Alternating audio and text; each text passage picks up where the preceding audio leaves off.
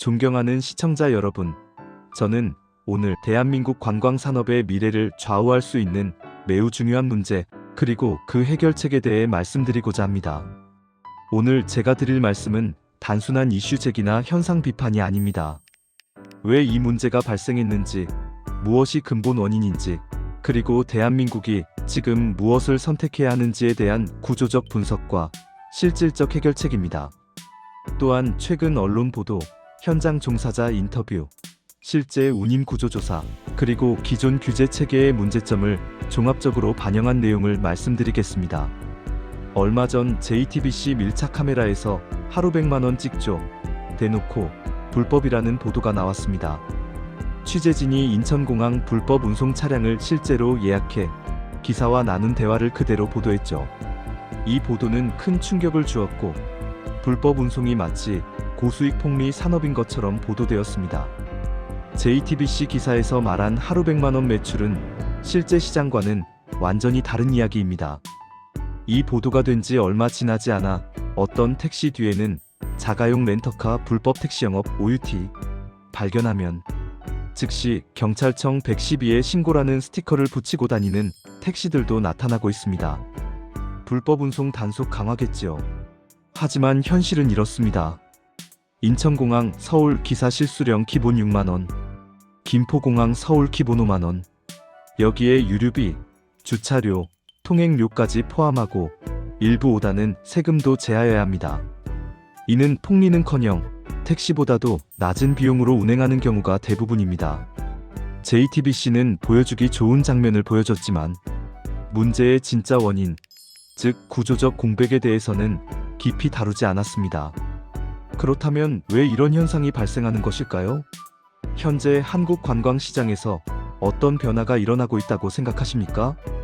코로나19의 긴 터널을 빠져나오자마자 한국은 전 세계에서 다시 주목받는 관광국가로 급부상했습니다. 2025년 기준 우리는 외래 관광객 2천만 명 시대로 진입했으며, 그중 중화권만 500만 명 이상, 중국 대륙 관광객만 2025년 상반기에 253만 명을 넘어섰습니다. 여기서 중요한 포인트는 이들은 과거처럼 단체 패키지 여행을 오지 않습니다. 80% 이상이 FIT, 자유여행객입니다. 자유여행객이 원하는 것은 단 하나입니다. 필요한 시간에 원하는 장소로 언어 소통이 되는 맞춤형 이동 서비스입니다. 그러나 문제는 여기에 있습니다. 그들의 요구는 폭발적으로 증가하고 있는데 우리의 운송 공급은 10년 전에서 멈춰 있다는 것입니다. 현행 법제도는 시대 변화와 기술 발전을 따라가지 못한 채 면허 총량제와 자가용 유상운송 금지라는 규제 프레임이 시장 전체를 묶어두고 있습니다. 불법 운송은 제도 공백이 문제입니다. 정부는 지난 20년간 적어도 수백 차례 단속을 진행했습니다. 그러나 불법 운송은 사라지지 않았습니다. 정답은 단순합니다. 수요는 폭발했는데 합법 공급이 존재하지 않기 때문입니다. 즉, 시장이 비어 있는데 그 공간을 누군가가 채울 수밖에 없는 구조입니다. 다시 말해, 이 문제의 본질은 운전자 개인의 불법이 아니라 제도가 없는 공백이 불법을 양산하고 있는 것입니다. 불법 운송의 실제 구조는 이미 자체 생태계가 형성되어 있습니다. 조사 결과 외국인 관광객을 대상으로 하는 불법 운송은 대체로 4가지 경로로 이루어지고 있습니다. 첫째로 해외 OTA 기반 운송입니다. C트립, 피그, KK데이, KLOK 같은 해외 대형 플랫폼에서 예약이 이루어집니다. 중국에서는 100% 합법이지만 한국 공항에 도착하는 순간 대부분 불법이 됩니다. 에이전트 수수료 제외하면 기사 수익은 6만원 정도인데 언어 소통 가능한 기사를 선호합니다. 이것은 폭리 구조가 아니라 제도 공백, 그 자체가 큰 모순입니다. 다음은 면세점 고객 픽업 서비스입니다. 면세점 매출 증대를 위해 제공되는 픽업 서비스도 대부분 불법에 해당합니다. 고객이 무료라고 해서 합법이 되는 것이 아닙니다. 면세점 업주가 비용을 운송기사에게 지불하는 순간 영리 목적 운송으로 간주되기 때문입니다. 하지만 여전히 흰색 번호판 차량으로 제공되는 사례가 많습니다.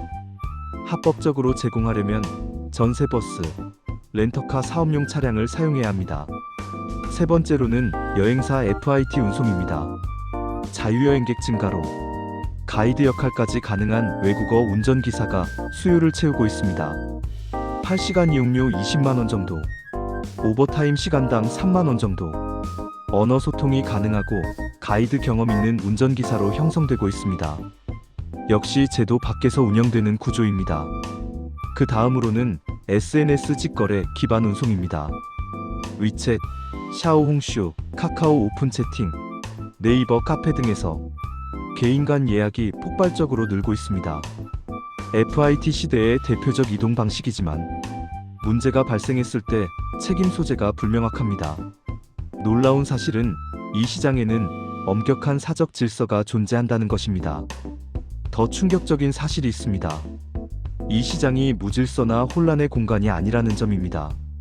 오히려 정부가 갖춰야 할 통제 시스템을 스스로 만들어 운영하고 있습니다. 예를 들어 공항 픽업 지각하면 벌금 3배, 고객 항의 발생 시 차후 배차 정지 및 벌금, 차량 청결 불량 혹은 담배 냄새 같은 악취 있을 시 배차 정지, 고객 불만족 고소 시 SNS방에서 퇴출할 뿐만 아니라 소개자까지 제재받습니다. 그것은 폐쇄형 커뮤니티 내 규칙 기반으로 운영되고 있다는 것입니다. 다시 말해 국가 제도가 비어있는 공백을 시장의 자체 규율이 대신 채우고 있는 것입니다. 그러니 단속 한번 한다고 사라지지 않습니다. 왜냐하면 수요가 끊기지 않기 때문입니다. 심지어 믿기 어렵겠지만 대다수 불법 운송 종사자들은 대한민국을 대표한다는 자부심을 갖고 종사하고 있습니다. 중국 시트립에서 예약한 관광객은 100% 합법적인 상품을 구매한 것입니다. 하지만 한국에 도착하는 순간 해당 서비스는 대부분 불법이 됩니다. 이 모순은 어디에서 발생한 것일까요? 바로 해외 관광 산업 구조와 한국의 규제 체계가 충돌하고 있기 때문입니다. 관광객은 자신이 불법 서비스를 받는지조차도 모릅니다. 한국에 오자마자 불법 운송 시장에 자동적으로 진입하는 구조. 세계 으뜸가는 선진국 대한민국의 이미지와도 맞지 않고 대한민국에서 이런 일이 있어서도 안 되는 일입니다. 세계는 이미 10년 전에 이런 일을 해결했습니다. 세계 각국은 비슷한 문제를 이미 경험했습니다. 미국 유버 LYFT 제도와 동남아 그래브 도입, 그리고 중국 디디 추신 구축 후에는 불법 운송은 제로 상태로 만들었습니다.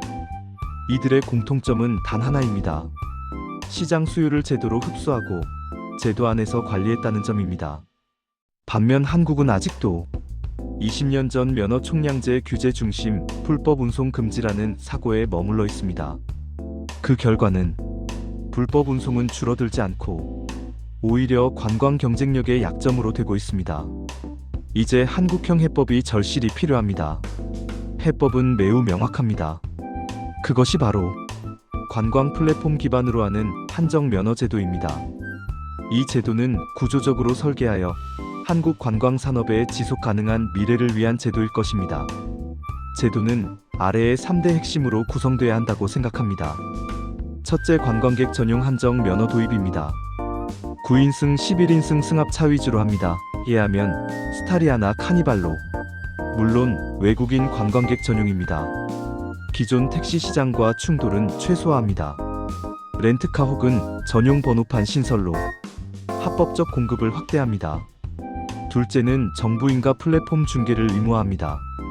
플랫폼이 관리하는 항목은 표준 요금제, 상한가 혹은 하한 요금 공개입니다. 보험은 운행 즉시 자동 가입입니다. 운행 기록은 GPS로 저장되며 세금 역시 자동으로 정산합니다. 언어는 고객의 필요에 따라 중국어 혹은 영어로 선택이 가능합니다. 분쟁 조정 시스템도 갖추고 있습니다. 즉, 현재 불법 시장이 가지고 있는 사적 질서를 정부가 법적 시스템으로 대체하는 구조입니다. 세 번째로는 관광 운전사 자격증 신설입니다. 외국어 평가는 학과 졸업증서, 가이드 자격증 등등 외국어 능력 인증이 필수입니다. 한국 국적인 경우 외국어 능력 인증이 필수이고 외국 국적인 경우 한국어 인증이 필수로 합니다. 관광 서비스 교육. 안전교육과 법규 교육도 필수이고 현장 종사자들의 합법 전환 통로를 제공해 줍니다. 이 세 요소가 결합될 때 한국의 관광 운송 시장은 완전히 달라집니다. 이 제도는 정부, 업계, 관광객, 플랫폼, 기존 택시업계 모두가 이익을 얻는 구조입니다.